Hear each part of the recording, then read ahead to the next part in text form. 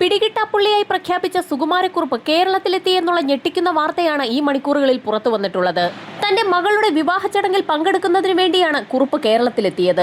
ഒളിവിൽ കഴിയാൻ സുകുമാരക്കുറുപ്പിന് രാഷ്ട്രീയ രംഗത്തു നിന്നും പോലീസിൽ നിന്നും സഹായം ലഭിച്ചു എന്നുള്ള വെളിപ്പെടുത്തലാണ് ഇപ്പോൾ മുൻ അന്വേഷണ ഉദ്യോഗസ്ഥൻ നടത്തിയിരിക്കുന്നത്.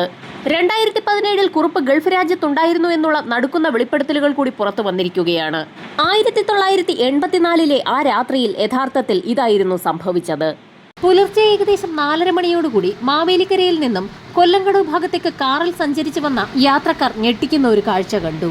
അതിവേഗം തന്നെ വാഹനം നിർത്തി പുറത്തേക്കിറങ്ങിയ യാത്രക്കാർ കണ്ടത് സമീപത്തുണ്ടായിരുന്ന പാടത്തെ ഏകദേശം പകുതി ഭാഗത്തോളം കത്തിയമർന്ന ഒരു കാറായിരുന്നു. ഭയന്നുപോയ യാത്രക്കാർ ഉടൻ തന്നെ സമീപത്തുണ്ടായിരുന്ന വീടുകളിലെത്തി ആളുകളെ വിവരമറിയിച്ചു. ആളുകൾ അവിടേക്ക് ഓടിയെത്തിയപ്പോൾ കത്തി തീരാറായ ആ കാറിന്റെ വലതുഭാഗത്തുള്ള ഒരു ഡോർ തുറന്നു കിടക്കുന്നത് ശ്രദ്ധയിൽപ്പെട്ടു.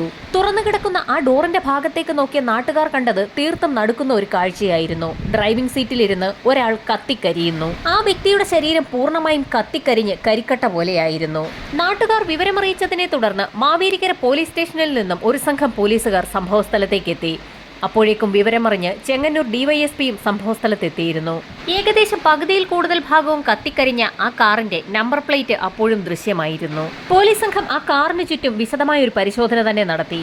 സമീപത്തു നിന്നും റബ്ബറിലുള്ള ഒരു ഗ്ലൗസും തീപ്പെട്ടിയും ഒരു ജോഡി ചെരുപ്പുകളും ലഭിച്ചു.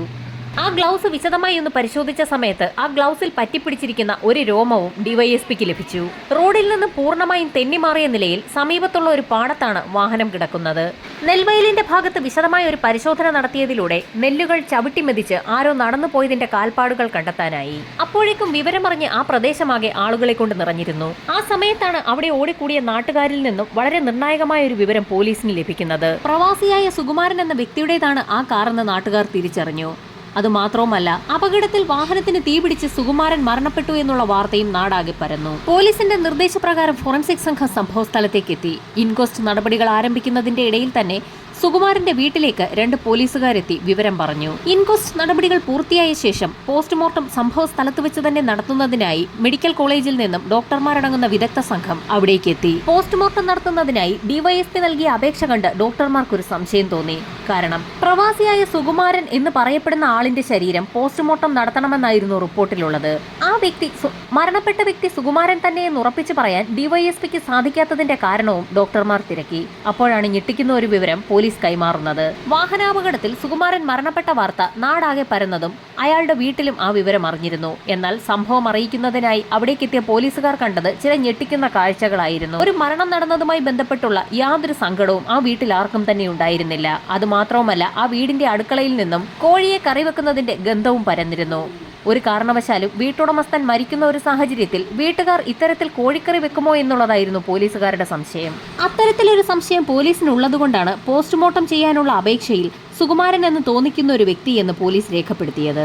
സംഭവ സ്ഥലത്ത് വെച്ച് തന്നെ പോസ്റ്റ്മോർട്ടം നടത്തുന്നതിനുള്ള നടപടികൾ ആരംഭിച്ചു. മൃതദേഹത്തിന്റെ തലമുടി പൂർണ്ണമായും കരിഞ്ഞ നിലയിലായിരുന്നു. അതുമാത്രവുമല്ല, ശരീരത്തിന്റെ 3/4 ഭാഗവും പൂർണ്ണമായും കത്തിക്കരിഞ്ഞിരിക്കുകയാണ്. മൃതദേഹത്തിൽ വില കൂടിയ ചെരുപ്പോ റിസ്റ്റ് വാച്ചുകളോ മോതിരമോ ഒന്നും തന്നെ ഇല്ലായിരുന്നു. ധനികനായ പ്രവാസി സുകുമാരൻ ഇത്തരത്തിൽ ഇതൊന്നും ധരിക്കാതെ പുറത്തിറങ്ങുമോ എന്നുള്ള കാര്യത്തിൽ പോലീസിനാകെ സംശയമായി. പോസ്റ്റ്മോർട്ടത്തിൽ വളരെ നിർണായകമായ മറ്റൊരു കാര്യം കൂടി ഡോക്ടർമാർ കണ്ടെത്തി. ജീവനുള്ള ശരീരത്തിൽ പൊള്ളലേറ്റാൽ അതിൻ്റെതായ ചില ലക്ഷണങ്ങളൊക്കെ ഉണ്ടാകും. എന്നാൽ ഇവിടെ അത്തരത്തിലുള്ള യാതൊരു ലക്ഷണങ്ങളുമില്ല. അതുമാത്രവുമല്ല, ശരീരത്തിൽ നിന്നും ഒരു ദ്രാവകം കൂടി കണ്ടെത്തി. ശരീരത്തിൽ പെട്രോൾ പോലെയുള്ള ഏതോ ഒരു ദ്രാവകം വീണതിന്റെ എല്ലാ ലക്ഷണങ്ങളും ഉണ്ടായിരുന്നു. തീർത്തും അമ്പരപ്പുളവാക്കുന്ന കാര്യങ്ങൾ കണ്ടെത്തിയതിനാൽ തന്നെ ആ മൃതദേഹത്തിന്റെ നെഞ്ചുഭാഗം മുറിച്ച് ശ്വാസകോശവും ഹൃദയവും പരിശോധനയ്ക്ക് വിധേയമാക്കി. ഡോക്ടർമാർ പ്രതീക്ഷിച്ച പോലെ തന്നെ ശ്വാസകോശത്തിനകത്ത് കരിയുടെ ഒരു അംശം പോലും ഉണ്ടായിരുന്നില്ല. കാരണം ജീവനുള്ള ഒരു വ്യക്തിയുടെ ശരീരത്തിന് തീപിടിക്കുന്ന സമയത്ത് അയാൾ ശ്വസിക്കുമ്പോൾ ശ്വാസകോശത്തിലേക്ക് പുകയുടെ അംശവും ഒക്കെ ചെല്ലാറുണ്ട്. ഇവിടെ മരണപ്പെട്ട വ്യക്തിയുടെ ശ്വാസനാളികയിൽ നിന്നോ ശ്വാസകോശത്തിൽ നിന്നോ പുകയുടെയോ കരിയുടെയോ ഒരംശം പോലും കണ്ടെത്താൻ കഴിഞ്ഞില്ല. മരിച്ചതിന് ശേഷമാണ് ആ ശരീരം കത്തിക്കരിഞ്ഞിരിക്കുന്നതെന്ന് പോലീസിന് വ്യക്തമായി. മരണപ്പെട്ടതിന് ശേഷം ഒരു വ്യക്തിക്ക് എന്തായാലും സ്വയം ശരീരം കത്തിക്കാനാകാത്ത സാഹചര്യമുള്ളതിനാൽ തന്നെ മറ്റുള്ള ആർക്കോ ഇതിൽ പങ്കുണ്ടെന്ന് പോലീസ് ഉറപ്പിച്ചു. പോസ്റ്റ്മോർട്ടം നടത്തിയതിൽ നിന്ന് മറ്റൊരു കാര്യം കൂടി വ്യക്തമായി. ആ വ്യക്തിയുടെ ആമാശയത്തിൽ നിന്നും തവിട്ട് നിറത്തിലുള്ള ഒരു ദ്രാവകം കണ്ടെത്തി. വീര്യം കൂടിയ വിഷമായിരുന്നു അത്. ആ വ്യക്തി മരണപ്പെടുന്നതിന് മുൻപ് അത് ശരീരത്തിൽ പ്രവേശിച്ചിട്ടുണ്ടെന്നും മനസ്സിലായി. എന്ത് വിഷമാണ് ഉള്ളിൽ ചെന്നതെന്ന് മനസ്സിലാക്കുന്നതിനായി രാസപരിശോധന നടത്തേണ്ടത് അനിവാര്യമാണ്. അതിനാൽ തന്നെ ആമാശയ ഭാഗം പ്രത്യേകമായി പൊതിഞ്ഞ് ഒരു കവറിലേക്കാക്കി. പോസ്റ്റ്മോർട്ടം നടപടികൾ പൂർത്തിയാക്കിയ ഡോക്ടർമാർ അവരുടെ വിശദമായ റിപ്പോർട്ട് തന്നെ SP-ക്കും DYSP-ക്കും കൈമാറി. വളരെ നിർണായകമായ ഒരു റിപ്പോർട്ടായിരുന്നു അത്. ആ വ്യക്തി മരണപ്പെട്ടതിന് ശേഷമാണ് അയാളുടെ ശരീരം കത്തിച്ചിരിക്കുന്നത്. മരണപ്പെടുന്നതിന് മുൻപ് തന്നെ വിഷാംശം ഉള്ളിൽ കടന്നിട്ടുണ്ട്. ആ ശരീരത്തിലെ എല്ലുകളും പല്ലുകളും ഒക്കെ പരിശോധനയ്ക്ക് വിധേയമാക്കിയതിൽ നിന്നും മരണപ്പെട്ടിരിക്കുന്നത് ഏകദേശം 30-നും 35-നും ഇടയ്ക്ക് പ്രായമുള്ള 180 സെന്റിമീറ്റർ പൊക്കമുള്ള ഒരു വ്യക്തിയാണെന്ന് മനസ്സിലായി. സുകുമാരന്റെ ഭാര്യയും മക്കളുമൊക്കെ അബുദാബിയിലായതുകൊണ്ട് തന്നെ അയാളുടെ മൃതദേഹം മറ്റു ബന്ധുക്കൾക്കാണ് കൈമാറിയത്. സംഭവം നടന്ന സ്ഥലത്തെ എല്ലാ നടപടികളും പൂർത്തിയാക്കിയ ശേഷം SP-യും DYSP-യും ഡോക്ടർമാരടങ്ങുന്ന വിദഗ്ധ സംഘവും മാവേലിക്കര പോലീസ് സ്റ്റേഷനിലെത്തിയപ്പോൾ അവിടെ സുകുമാരക്കുറുപ്പിനെ കാണാതായത് സംബന്ധിച്ചുള്ള പരാതി നൽകുന്നതിനായി അയാളുടെ സഹോദരി ഭർത്താവ് ഭാസ്കരപിള്ള സ്റ്റേഷനിലുണ്ടായിരുന്നു. ഭാസ്കരപിള്ളയുടെ പെരുമാറ്റത്തിൽ എന്തോ ചില സംശയങ്ങൾ പോലീസിന് തോന്നി. അതിനൊരു കാരണവും ഉണ്ടായിരുന്നു. മുണ്ട് ഷർട്ടും ധരിച്ച ഭാസ്കരപിള്ള ഷർട്ടിന്റെ കൈ മടക്കി വെക്കാതെ പൂർണ്ണമായും അഴിച്ചിട്ട നിലയിലായിരുന്നു നിന്നത്. എന്തോ ഒരു പൊരുത്തക്കേട് തോന്നിയ SP ഉടൻ തന്നെ ഭാസ്കരപിള്ളയോട് ഷർട്ടിന്റെ കൈ മുകളിലേക്ക് ഒന്ന് മടക്കി വെക്കാൻ പറഞ്ഞു. അത് കേട്ടപ്പോൾ തന്നെ ഭാസ്കരപിള്ള ഒന്ന് പരിങ്ങി. പോലീസ് ഒന്ന് തറപ്പിച്ച് പറഞ്ഞതും ഭാസ്കരപിള്ള അയാളുടെ ഷർട്ടിന്റെ കൈ ചുരുട്ടി മുകളിലേക്കാക്കിയതും ഞെട്ടുന്ന ഒരു കാഴ്ചയാണ് DYSP സംഘവും കണ്ടത്. ഭാസ്കരപിള്ളയുടെ 2 കൈകളും പൊള്ളിയ നിലയിലായിരുന്നു. ഭാസ്കരപിള്ളയെ അകത്തേക്ക് കൊണ്ടുപോയി പോലീസ് സംഘം വിശദമായ ഒരു പരിശോധന തന്നെ നടത്തി. പരിശോധനയിൽ ഭാസ്കരപിള്ളയുടെ വലത് കാലിലും പുരികത്തും പൊള്ളലേറ്റ പാടുകൾ ഉണ്ടെന്ന് കണ്ടെത്തി. ഇതിനു പുറമെ അയാളുടെ വലത് കൈയിലെ വിരലുകൾ പൂർണ്ണമായും പൊള്ളലേറ്റ് അടർന്ന നിലയിലായിരുന്നു. പോസ്റ്റ്മോർട്ടം നടത്തിയ ഡോക്ടർ കൂടെയുള്ളതിനാൽ പോലീസ് സംഘത്തിന് പരിശോധന വളരെ എളുപ്പമായിരുന്നു. വിശദമായ പരിശോധനയിൽ ചില നിർണായക കാര്യങ്ങൾ കൂടി വെളിപ്പെട്ടു. അയാൾക്ക് പൊള്ളലേറ്റിട്ട് ഏകദേശം 24 മണിക്കൂറുകൾ മാത്രമേ ആയിട്ടുള്ളൂ എന്നായിരുന്നു ഡോക്ടർ പറഞ്ഞത്. താൻ പിടിക്കപ്പെട്ടു എന്ന് മനസ്സിലാക്കിയ ഭാസ്കരപിള്ള താനാണ് സുകുമാരനെ കൊലപ്പെടുത്തിയതെന്നും അയാൾ തന്നെ ഗൾഫിൽ കൊണ്ടുപോകാമെന്ന് പറഞ്ഞ് 50,000 രൂപ വാങ്ങിയിട്ട് ഇതുവരെയും കൊണ്ടുപോയില്ല എന്നും ആ ദേഷ്യത്തിലാണ് സുകുമാരനെ താൻ കൊലപ്പെടുത്തിയതെന്നുകൂടി പോലീസിന് മുൻപാകെ കുറ്റസമ്മതം നടത്തി. ഒരാൾ അസ്വാഭാവികമായ രീതിയിൽ കാറിൽ കൊല്ലപ്പെട്ട് കിടക്കുന്ന വാർത്ത പരന്നതിന് പിന്നാലെ തന്നെ വെറും 12 മണിക്കൂറിനുള്ളിൽ പോലീസ് സംഘം കേസ് തെളിയിച്ചു എന്ന് കരുതി ഒരുപാട് സന്തോഷിച്ചു. അവിടെ നിന്നായിരുന്നു കേരളക്കരയെ ഒന്നടങ്കം നടുക്കിയ സിനിമാ കഥകളെ പോലും വെല്ലുന്ന ഒരു സംഭവത്തിന്റെ യഥാർത്ഥ ചിത്രം പുറത്തുവരുന്നത്. പ്രവാസിയായ സുകുമാരനെ കാറിലിട്ട് കത്തിച്ചു കൊന്ന പ്രതി ഭാസ്കരപിള്ളയെ പോലീസ് അറസ്റ്റ് ചെയ്തു എന്നുള്ള വാർത്തയായിരുന്നു തൊട്ടടുത്ത ദിവസം പരന്നത്. എന്നാൽ ഇതേ സമയം പോലീസ് സംഘം ഭാസ്കരപിള്ളയുടെ ശരീരത്തിൽ നിന്ന് ശേഖരിച്ച രോമവും സംഭവം നടന്ന പ്രദേശത്തെ ഗ്ലൗസിൽ നിന്ന് ലഭിച്ച രോമവും വിദഗ്ധമായ ഒരു കെമിക്കൽ പരിശോധന നടത്തുന്നതിനായി തിരുവനന്തപുരത്തെ ലാബിലേക്ക് അയച്ചിരുന്നു. തിരുവനന്തപുരത്തെ ലാബിൽ കെമിക്കൽ പരിശോധന നടക്കുന്ന അതേ സമയത്ത് തന്നെ DYSP-യുടെ ഫോണിലേക്ക് നിർണായകമായ ഒരു ഫോൺ കോൾ എത്തി. മരണപ്പെട്ട സുകുമാരന്റെ ഏറ്റവും അടുത്തൊരു ബന്ധു തന്നെയായിരുന്നു പോലീസിനെ വിളിച്ചത്. അയാൾ പറഞ്ഞതാകട്ടെ ഞെട്ടിക്കുന്ന കാര്യങ്ങളും. മരണപ്പെട്ടത് സുകുമാരനല്ല, മറ്റേതോ ചെറുപ്പക്കാരനാണ്. കാറിനുള്ളിൽ കത്തിക്കരിഞ്ഞ നിലയിലുള്ള മൃതദേഹം കണ്ട സമയം മുതൽ തന്നെ DYSP സംശയിച്ച ഒരു കാര്യം ഉറപ്പിക്കുന്ന തരത്തിലുള്ള ഫോൺ കോൾ ആയിരുന്നു അത്. അത് മാത്രവുമല്ല, വിളിച്ച വ്യക്തി വളരെ പ്രധാനപ്പെട്ട മറ്റൊരു കാര്യം കൂടി പറഞ്ഞിരുന്നു. സുകുമാരൻ എന്ന വ്യക്തിക്ക് 2 കാറുകൾ ഉണ്ടായിരുന്നു. അതിലൊരു കാറാണ് കത്തിക്കരിഞ്ഞ നിലയിൽ കണ്ടെത്തിയത്. രണ്ടാമത്തെ കാർ ഓടിക്കുന്ന വ്യക്തിയെയും ആ കാറും കാണാനില്ല. പൊന്നപ്പൻ എന്ന ഡ്രൈവറിനെയാണ് കാണാതായിരിക്കുന്നത്. സുകുമാരന്റെ മൃതദേഹം ബന്ധുക്കൾക്ക് പോലീസ് സംഘം വിട്ടു നൽകിയ സമയത്ത് അതിന്റെ സംസ്കാര ചടങ്ങുകളിൽ പങ്കെടുത്ത വ്യക്തികളും സദാസമയവും സുകുമാരനൊപ്പം കാണാറുള്ള ഡ്രൈവർ പൊന്നപ്പനെ കാണാനില്ല എന്നുള്ള കാര്യം ചർച്ച ചെയ്തിരുന്നു. കൊല്ലപ്പെട്ട വ്യക്തി സുകുമാരനല്ല എന്ന് പറയാൻ വിളിച്ച ബന്ധുവിന് മറ്റൊരു കാരണം കൂടി ഉണ്ടായിരുന്നു.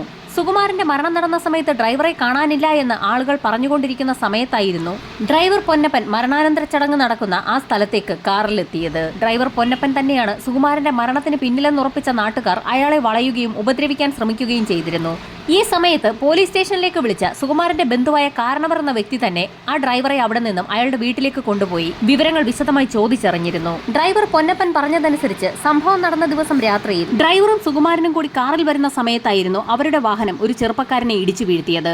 ഭയന്നുപോയ സുകുമാരനും ഡ്രൈവറും കൂടി പുറത്തിറങ്ങി പരിശോധിച്ചു നോക്കിയപ്പോൾ ആ ചെറുപ്പക്കാരൻ കൊല്ലപ്പെട്ടു എന്ന് മനസ്സിലായി. നാട്ടുകാരും പോലീസും ഒന്നും ചെറുപ്പക്കാരൻ കൊല്ലപ്പെട്ട വിവരം അറിയാതിരിക്കുന്നതിനായി സുകുമാരന്റെ കാറിലിട്ട് ആ ചെറുപ്പക്കാരനെ കത്തിക്കാനായിരുന്നു ഇരുവരും ചേർന്ന് തീരുമാനിച്ചത്. അങ്ങനെ ഇരുവരും ചേർന്ന് ഡ്രൈവർ സീറ്റിലിരുത്തി ആ ചെറുപ്പക്കാരന് തീ കൊടുത്തു. ശേഷം അവിടെ നിന്നും ഓടി രക്ഷപ്പെട്ടു. ഡ്രൈവർ പൊന്നപ്പൻ പറഞ്ഞ ഇത്രയും കാര്യങ്ങളാണ് കാരണവർ പോലീസ് സ്റ്റേഷനിൽ വിളിച്ചറിയിച്ചത്. നിലവിൽ 2 മൊഴികളാണ് ഇപ്പോൾ പോലീസിന് കൈവശമുള്ളത്. ഒന്ന്, സുകുമാരന്റെ ഭാര്യ സഹോദരൻ സുകുമാരനെ കാറിലിട്ട് കത്തിച്ചു കൊന്നു എന്നുള്ള മൊഴിയും, മരിച്ചത് സുകുമാരനല്ല മറ്റൊരു ചെറുപ്പക്കാരനെ കാറിടിച്ച് കൊലപ്പെടുത്തിയ ശേഷം വാഹനത്തിലിട്ട് കത്തിച്ചതാണെന്നുള്ള ഡ്രൈവർ പൊന്നപ്പന്റെ മൊഴിയും. 2 മൊഴികളും വിശദമായി പരിശോധിച്ച പോലീസ് സംഘത്തിന് ആ 2 മൊഴികളിലും ചില അസ്വാഭാവികതകൾ ഉണ്ടെന്ന് മനസ്സിലാക്കാൻ കഴിഞ്ഞു. അതിന് കാരണം പോസ്റ്റ്മോർട്ടം റിപ്പോർട്ടാണ്.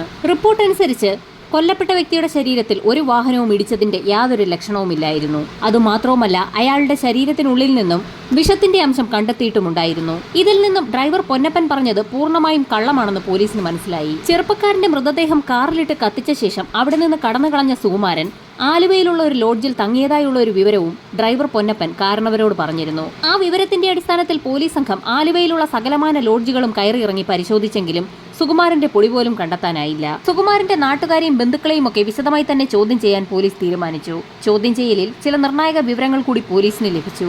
സുകുമാരന്റെ സംസ്കാര ചടങ്ങുകൾക്ക് ശേഷം അവിടേക്കെത്തിയ പൊന്നപ്പൻ അന്ന് മധു എന്നൊരു വ്യക്തിയുടെ കൂടെയായിരുന്നു മടങ്ങിപ്പോയത്.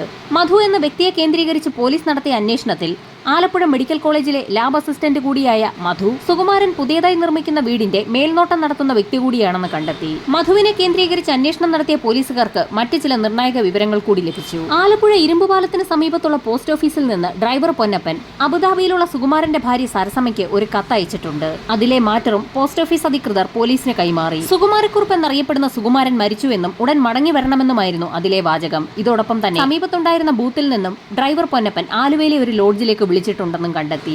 ആലുവയിലെ ലോഡ്ജിലെത്തിയ പോലീസ് സംഘം സുകുമാരന്റെ ഫോട്ടോ കാണിച്ചപ്പോൾ തന്നെ അവർ അയാളെ തിരിച്ചറിഞ്ഞു. എന്നാൽ നിർഭാഗ്യവശാൽ പോലീസ് സംഘം എത്തുന്നതിന് മുൻപ് തന്നെ അയാൾ വെക്കേറ്റ് ചെയ്തു പോയി എന്നുള്ള വിവരമായിരുന്നു അവിടെ നിന്നും ലഭിച്ചത്. ആലുവയിലെ അലങ്കാർ ലോഡ്ജിൽ വേണുഗോപാൽ ആലപ്പുഴ എന്ന അഡ്രസ്സിലായിരുന്നു സുകുമാരക്കുറുപ്പ് താമസിച്ചിരുന്നത്. രജിസ്റ്ററിലെ അഡ്രസ്സിലെ കൈയക്ഷരം അയാളുടേത് തന്നെയാണോ എന്ന് തിരിച്ചറിയുന്നതിനായി കുറുപ്പിന്റെ വീട്ടിലെത്തി അയാൾ നേരത്തെ വീട്ടിലേക്ക് അയച്ചിരുന്ന കത്തുകളൊക്കെ പോലീസ് സംഘം ഒത്തുനോക്കി. അതിൽ നിന്നും രണ്ടും ഒരാൾ തന്നെയെന്ന് പോലീസിന് വ്യക്തമായി. ഈ സമയത്തായിരുന്നു നിർണായകമായ ഒരു പരിശോധനാ ഫലം പുറത്തുവരുന്നത്. സംഭവം നടന്ന സമയത്ത് കാറിന് സമീപത്തു നിന്ന് ലഭിച്ച ഗ്ലൗസിൽ പറ്റിപ്പിടിച്ചിരുന്ന രോമം സുകുമാരന്റെ സഹോദരി ഭർത്താവ് ഭാസ്കരപിള്ളയുടേത് തന്നെയെന്ന് തെളിഞ്ഞു. സംഭവം നടന്ന സമയത്ത് ഭാസ്കരപിള്ളയുടെ സാന്നിധ്യം അവിടെ ഉണ്ടായിരുന്നുവെന്ന് വ്യക്തമായ പോലീസ് സംഘം അയാളെ കസ്റ്റഡിയിലെടുത്ത് വിശദമായി തന്നെ ഒന്ന് ചോദ്യം ചെയ്യാൻ തീരുമാനിച്ചു. കസ്റ്റഡിയിലെടുത്ത ഭാസ്കരപിള്ള എത്ര ചോദിച്ചിട്ടും പഴയ കാര്യങ്ങൾ തന്നെയാണ് ആവർത്തിച്ചത്. 50,000 രൂപ തന്റെ കയ്യിൽ നിന്നും വാങ്ങിയ ശേഷം സുകുമാരൻ തന്നെ ഗൾഫിൽ കൊണ്ടുപോകാത്ത ദേഷ്യത്തിലാണ് താൻ അയാളെ കൊലപ്പെടുത്തിയതെന്നായിരുന്നു ഭാസ്കരപിള്ള ആവർത്തിച്ചുകൊണ്ടിരുന്നത്. എന്നാൽ കൊല്ലപ്പെട്ടത് സുകുമാരനല്ല എന്ന് തെളിവുകൾ നിരത്തി പോലീസ് വ്യക്തമാക്കിയതോടുകൂടി താൻ പിടിക്കപ്പെട്ടു എന്ന് മനസ്സിലാക്കിയ ഭാസ്കരപിള്ള ആ കഥ പറഞ്ഞു തുടങ്ങി. അബുദാബിയിൽ നിന്നിടയ്ക്കിടെ നാട്ടിലേക്ക് വരാറുണ്ടായിരുന്ന സുകുമാരനെ ഡ്രൈവർ പൊന്നപ്പനും ഭാസ്കരപിള്ളയും ചേർന്നായിരുന്നു വീട്ടിലേക്ക് കൊണ്ടുവരാറുള്ളത്. അന്നും പതിവ് പോലെ സുകുമാരൻ പറഞ്ഞതനുസരിച്ച് ഭാസ്കരപിള്ള പൊന്നപ്പനുമായി തിരുവനന്തപുരം എയർപോർട്ടിലെത്തി. അന്ന് സുകുമാരനൊപ്പം ചാവക്കാടുള്ള ഒരു സുഹൃത്തു കൂടി ഉണ്ടായിരുന്നു. ഇത്തവണത്തെ അബുദാബിയിൽ നിന്നുള്ള സുകുമാരന്റെ വരവിന് ചില പ്രത്യേക ലക്ഷ്യങ്ങൾ കൂടി ഉണ്ടായിരുന്നു. അബുദാബിയിൽ സുകുമാരന്റെ പേരിൽ വലിയൊരു തുകയുടെ ഇൻഷുറൻസ് പോളിസിയുണ്ട്. ആ തുക എങ്ങനെയെങ്കിലും തട്ടിയെടുക്കുക എന്ന ലക്ഷ്യത്തോടു കൂടിയായിരുന്നു അയാൾ നാട്ടിലേക്ക് എത്തിയത്. ആ തുക എങ്ങനെ ലഭിക്കുമെന്ന് ഭാസ്കരപിള്ള ചോദിച്ച സമയത്ത് അതിന് വ്യക്തമായൊരു പ്ലാൻ ഉണ്ടെന്നും സുകുമാരക്കുറുപ്പ് പറഞ്ഞിരുന്നു. താൻ അപകടത്തിൽ മരണപ്പെട്ടതായി ഒരു രേഖയുണ്ടാക്കി അബുദാബി ഇൻഷുറൻസ് കമ്പനിയിൽ എത്തിച്ചു കഴിഞ്ഞാൽ ആ തുകയുടെ ഇരട്ടി ലഭിക്കുമെന്നായിരുന്നു അയാൾ പറഞ്ഞത്. തനിക്കൊപ്പം നിൽക്കുകയാണെങ്കിൽ ഇൻഷുറൻസ് തുകയിൽ നിന്ന് വലിയൊരു ഭാഗം ഭാസ്കരപിള്ളയ്ക്കും ഡ്രൈവർക്കും ചാവക്കാടുകാരനായ സുഹൃത്തിനും നൽകാമെന്നുകൂടി സുകുമാരൻ അവർക്ക് വാക്കു നൽകി. ജർമ്മനിയിലുള്ള ഒരു വ്യക്തി മരണപ്പെട്ടു എന്നുള്ള രേഖയുണ്ടാക്കി ഇത്തരത്തിൽ ഇൻഷുറൻസ് തുക നേടിയെടുത്ത ഒരു കഥ നേരത്തെ തന്നെ സുകുമാരൻ വായിച്ചറിഞ്ഞിട്ടുണ്ട്. ആ കഥയിൽ നിന്നും ആശയം ഉൾക്കൊണ്ടുകൊണ്ടാണ് ഇത്തരത്തിലൊരു പദ്ധതി നടപ്പിലാക്കാൻ സുകുമാരന്റെ സംഘവും തീരുമാനിച്ചത്. അവർ വളരെ വിശദമായൊരു പ്ലാൻ തന്നെ തയ്യാറാക്കി. സുകുമാരന്റെ അതേ ഉയരത്തിലും വണ്ണത്തിലുമുള്ള ഒരു ഡെഡ് ബോഡി സംഘടിപ്പിച്ച് സുകുമാരന്റെ കാറിലിട്ട് കത്തിക്കുക. ശേഷം കുറുപ്പ് മരണപ്പെട്ടതായി റിപ്പോർട്ട് സംഘടിപ്പിച്ചു കഴിഞ്ഞാൽ ഇൻഷുറൻസ് തുക അതിവേഗം അടിച്ചെടുക്കാൻ കഴിയും. അങ്ങനെ തീരുമാനിച്ച സുഹൃത്തുക്കൾ ചേർന്ന് ആലപ്പുഴ മെഡിക്കൽ കോളേജിൽ നിന്നും അത്തരത്തിലൊരു ഡെഡ് ബോഡി കിട്ടുമോ എന്നറിയുന്നതിനായി സുകുമാരക്കുറുപ്പിന്റെ വീടിന്റെ മേൽനോട്ടം കൂടി വഹിക്കുന്ന മധു എന്ന വ്യക്തിയുമായി ബന്ധപ്പെട്ടു. ആലപ്പുഴ മെഡിക്കൽ കോളേജിൽ നിന്നും ഡെഡ് ബോഡി സംഘടിപ്പിച്ച് കൊടുക്കാമെന്ന് മധു ഏറ്റു. പക്ഷേ അയാൾ അപ്പോൾ ഒരു കാര്യം പറഞ്ഞു. മെഡിക്കൽ കോളേജിൽ നിന്നുള്ള ഡെഡ് ബോഡിയാകുമ്പോൾ അതിൽ ഫോർമാലിന്റെ അംശം അളവിൽ കൂടുതലുണ്ടാകും. അത് പോസ്റ്റ്മോർട്ടം നടത്തുന്ന സമയത്ത് ഡോക്ടർമാർ കണ്ടെത്താനും സാധ്യതയുണ്ട്. അത് മനസ്സിലാക്കിയ സുകുമാരന്റെ സംഘവും ആ പ്ലാൻ ഉപേക്ഷിച്ചു. പകരം ആലപ്പുഴയിലെ വലിയ ചുടുകാടിൽ നിന്നും അടുത്തിടെ മറവ് ചെയ്ത ഏതെങ്കിലും ഒരു മൃതദേഹം കുഴിച്ച് പുറത്തെടുത്ത് അത് കാറിലിട്ട് കത്തിക്കാമെന്ന് തീരുമാനിച്ചു. ചുടുകാടിന്റെ ചുമതലയുള്ള വ്യക്തിയെ കണ്ടെത്തി അവരുടെ പ്ലാൻ അവതരിപ്പിച്ചെങ്കിലും അയാൾ അവരുടെ ഓഫറിലൊന്നും വീണില്ല. അതോടുകൂടി ആ സംഘത്തിന് ഒരു കാര്യം ബോധ്യമായി. മൃതശരീരം അത്ര വേഗത്തിലൊന്നും കിട്ടാൻ സാധ്യതയില്ല. അവരുദ്ദേശിച്ച തരത്തിലുള്ള ഒരു ഡെഡ് ബോഡി കിട്ടാത്ത സാഹചര്യത്തിൽ ജീവനുള്ള ആരെയെങ്കിലും കൊലപ്പെടുത്തി ഡെഡ് ബോഡിയാക്കാൻ തന്നെ അവർ തീരുമാനിച്ചു. അങ്ങനെ ആ സംഘം അത്തരത്തിൽ പറ്റിയ ഒരാളിനെ തിരക്കി ആലപ്പുഴ മുതൽ ഹരിപ്പാട് വരെ രാത്രികാലങ്ങളിൽ സഞ്ചരിക്കാൻ തുടങ്ങി. സുകുമാരക്കുറുപ്പിന്റെ അതേ പൊക്കവും വണ്ണമുള്ള ഒരു വ്യക്തിയെ കണ്ടാൽ ഉടൻ തന്നെ അയാളെ കാറിടിച്ച് കൊലപ്പെടുത്തുക, അതായിരുന്നു അവരുടെ ലക്ഷ്യം. അങ്ങനെ ആഴ്ചകളോളം അലഞ്ഞുതിരിഞ്ഞിട്ടും അത്തരത്തിൽ പറ്റിയ ഒരു വ്യക്തിയെ അവർക്ക് കിട്ടിയില്ല. അങ്ങനെയിരിക്കെ ഒരു ദിവസം രാത്രിയിൽ പ്രതീക്ഷിച്ചതുപോലെ ഒരു വ്യക്തി പൊന്നപ്പൻ ഓടിച്ചിരുന്ന കാറിന് കൈ കാണിക്കുകയും ചെയ്തു. തനിക്ക് ആലപ്പുഴയിലേക്കാണ് പോകേണ്ടതെന്ന് പറഞ്ഞപ്പോൾ ആ സംഘം അയാളോട് കയറിക്കൊള്ളാനും പറഞ്ഞു. ആലപ്പുഴ ഭാഗത്തേക്ക് യാത്ര തിരിച്ച വാഹനം തോട്ടപ്പള്ളി ഭാഗത്തെത്തിയപ്പോൾ വേറെ വഴിയിലേക്ക് നീങ്ങുന്നത് കണ്ടപ്പോൾ അയാൾക്ക് സംശയം തോന്നി. എങ്ങോട്ടാണ് പോകുന്നതെന്ന് ആ വ്യക്തി ചോദിക്കാൻ വാ തുറന്ന അതേ സമയം തന്നെ പിൻസീറ്റിലിരുന്ന ഭാസ്കരപിള്ള അയാളുടെ കൈവശമുണ്ടായിരുന്ന ഈഥർ ഒഴിച്ച് നനച്ച തുണി ഉപയോഗിച്ച് ആ വ്യക്തിയുടെ വായും മൂക്കും പൊത്തിപ്പിടിച്ചു. ആലപ്പുഴ മെഡിക്കൽ കോളേജിൽ ലാബ് അസിസ്റ്റന്റായിരുന്ന മധു തന്നെയാണ് ഈഥർ ആ സംഘത്തിന് കൈമാറിയത്. ആ ചെറുപ്പക്കാരന്റെ ബോധം പോയി എന്ന് മനസ്സിലാക്കിയ ഭാസ്കരപിള്ള ഈഥർ കലർത്തിയ മദ്യം അയാളുടെ വായിലേക്ക് ഒഴിച്ചു കൊടുത്തു. ശേഷം ഭാസ്കരപിള്ള കൈവശമുണ്ടായിരുന്ന തോർത്തുപയോഗിച്ച് ആ ചെറുപ്പക്കാരന്റെ കഴുത്ത് വരിഞ്ഞു മുറുക്കി അയാളെ കൊലപ്പെടുത്തി. കൊല്ലപ്പെട്ട ചെറുപ്പക്കാരനുമായി ഭാസ്കരപിള്ളയും ഡ്രൈവർ പൊന്നപ്പനും വഴിയരികിൽ കാത്തുനിന്നിരുന്ന സുകുമാരന്റെ അടുത്തേക്ക് എത്തി. അവരുടെ പ്ലാൻ നടപ്പിലാക്കുന്നതിന് അനുയോജ്യനായ ഒരു ചെറുപ്പക്കാരനെ കണ്ടെത്തിയെന്ന് പറഞ്ഞതോടുകൂടി സുകുമാരക്കുറുപ്പിന് ആകെ സന്തോഷമായി. ചെറുപ്പക്കാരന്റെ മൃതദേഹവുമായി നേരെ ഭാസ്കരപിള്ളയുടെ വീട്ടിലേക്കാണ് ആ സംഘം പോയത്. മൂവർ സംഘം ചെറുപ്പക്കാരന്റെ മൃതദേഹം കാറിനുള്ളിൽ നിന്ന് പുറത്തെടുക്കുകയും വീടിനുള്ളിലെ ബാത്റൂമിലേക്ക് കൊണ്ടുപോയി മൃതദേഹത്തിലുണ്ടായിരുന്ന വസ്ത്രങ്ങളെല്ലാം അഴിച്ചുമാറ്റിയ ശേഷം പെട്രോൾ ഒഴിച്ച് തീ വെക്കുകയും ചെയ്തു. ചെറുപ്പക്കാരന്റെ മുഖവും തലമുടിയും പൂർണ്ണമായും കരിക്കാൻ ബോധപൂർവം ആ സംഘം ശ്രമിച്ചു. ആളെ തിരിച്ചറിയാൻ പറ്റാത്ത വിധം മൃതദേഹം കരിഞ്ഞ് ചാമ്പലായി എന്ന് മനസ്സിലാക്കിയ ശേഷം ആ മൃതദേഹം വീണ്ടും കാറിനുള്ളിലേക്ക് കയറ്റി. അവിടെ നിന്ന് യാത്ര തിരിച്ച സംഘം കുന്നത്ത് വയലിന് സമീപം എത്തിയപ്പോൾ വാഹനം നിർത്തി. റോഡിലെങ്ങും ആരുമില്ല എന്ന് മനസ്സിലാക്കിയ സംഘം പതുക്കെ ആ കാർ റോഡിൽ നിന്ന് വയലിലേക്ക് തള്ളിയിറക്കി. ഭാസ്കരപിള്ള നേരത്തെ വാങ്ങിവെച്ചിരുന്ന ഗ്ലൗസ് ധരിച്ച ശേഷം ഡെഡ് ബോഡി കാറിന്റെ ഡ്രൈവർ സീറ്റിൽ കൊണ്ടിരുത്തി. തുടർന്ന് പ്ലാൻ ചെയ്തതനുസരിച്ച് നേരത്തെ വാങ്ങിവെച്ചിരുന്ന പെട്രോൾ ആ ഡെഡ് ബോഡിയിലേക്കും കാറിന് പുറത്തേക്കുമൊക്കെ പൊന്നപ്പനും ഭാസ്കരപിള്ളയും ചേർന്ന് ഒഴിക്കുകയും തുടർന്ന് തീ പിടിപ്പിക്കുകയും ചെയ്തു. ഒഴിച്ചത് പെട്രോൾ ആയതുകൊണ്ട് തന്നെ ഭാസ്കരപിള്ള പ്രതീക്ഷിക്കുന്നതിന് മുൻപ് തന്നെ തീ പിടിക്കുകയും അയാളുടെ ഒരു വശത്തേക്ക് തീപ്പൊള്ളൽ ഏൽക്കുകയും ചെയ്തിരുന്നു. ഭയന്നുപോയ ഭാസ്കരപിള്ള അങ്ങനെയാണ് ഗ്ലൗസ് ഊരി എറിഞ്ഞ ശേഷം റോഡിലേക്ക് ഓടിക്കയറിയത്. ഭാസ്കരപിള്ള തനിക്കറിയാവുന്ന എല്ലാ കാര്യങ്ങളും ഡിവൈഎസ്പിയോട് തുറന്നു പറഞ്ഞു. എന്നാൽ കൊല്ലപ്പെട്ട ചെറുപ്പക്കാരൻ ആരാണ് എന്താണെന്നുള്ള കാര്യമൊന്നും ഭാസ്കരപിള്ളയ്ക്കും സംഘത്തിനും അറിവുണ്ടായിരുന്നില്ല. കൊല്ലപ്പെട്ട ചെറുപ്പക്കാരൻ ആരെ എന്നുള്ള അന്വേഷണത്തിലേക്ക് അങ്ങനെയാണ് പോലീസ് സംഘം കടന്നത്. തൊട്ടടുത്ത ദിവസങ്ങളിലായി ഏതെങ്കിലും ചെറുപ്പക്കാരെ കാണാതായിട്ടുള്ളതായുള്ള പരാതി സമീപത്തുള്ള സ്റ്റേഷനുകളിൽ എവിടെയെങ്കിലും രജിസ്റ്റർ ചെയ്തിട്ടുണ്ടോ എന്നുള്ള കാര്യം ആ സമയം മുതലാണ് ഡിവൈഎസ്പി അന്വേഷിച്ചു തുടങ്ങിയത്. ഡിവൈഎസ്പി നടത്തിയ അന്വേഷണത്തിൽ ഹരിപ്പാട് പോലീസ് സ്റ്റേഷനിൽ അത്തരത്തിൽ ഒരു കേസ് രജിസ്റ്റർ ചെയ്തിട്ടുണ്ട് എന്ന് കണ്ടെത്തി. വിശദമായ അന്വേഷണത്തിൽ ചാക്കോ എന്നൊരു ഫിലിം റെപ്രസെന്റേറ്റീവിനെ കാണാതായതായുള്ള പരാതി വീട്ടുകാർ നൽകിയിട്ടുണ്ട് എന്നുള്ള കാര്യവും വ്യക്തമായി. രാത്രി എത്ര വൈകിയാലും വീട്ടിലേക്ക് മടങ്ങിയെത്തുമെന്ന് പറഞ്ഞുകൊണ്ടായിരുന്നു ചാക്കോ അന്ന് വീട്ടിൽ നിന്ന് പുറപ്പെട്ടത്. അയാൾ കരുവാറ്റയ്ക്ക് സമീപമുള്ള ഹരി തിയേറ്ററിലേക്കായിരുന്നു പോയതെന്ന് ഭാര്യയുടെ മൊഴിയിൽ വ്യക്തമാക്കുന്നുണ്ട്.